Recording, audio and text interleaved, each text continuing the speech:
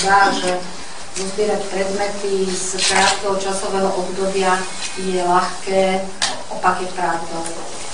Ale podarilo sa nám to. Prvý predmet, ktorý sa nám dostal do múzea, ktorý vlastne naštartoval aj tú myšlienku usporiadať výstavu, bol certifikát, ktorý je aj tu ústredný na pozvánke, na plagáte. Certifikát o prvom výstupe Slovákov na Everest. Expedícia IGEN mala meškanie asi 2 alebo 3 týždne. Rýchlo postupovala hore a budovala tábory a došlo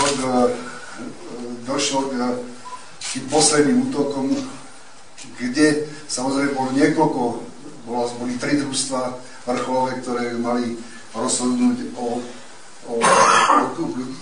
tom, kto vystúpi na vrchol, ale vznikli znova nám určité problémy, trošku sa to tam zapchalo v tých výškových táborov, museli sme to meniť a nakoniec Angrita z Londem, ja mám škoda, že tu není, a Južom Sodkom vylezli na vrchol.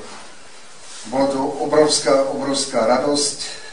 Ja sa pamätám do dneska, bolo to obrovské naše ako zadočinenie všetkého, ale to sme nevedeli, že po niekoľko hodín dojde aj tá najhoršia správa, že Jožo tam ostane.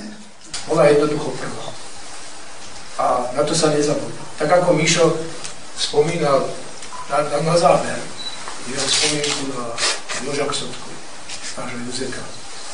Dovolte aj mne ako filmárovi niečo najskôr takého osobného. Dožil by sa v novembri, teda v januári 80 rokov.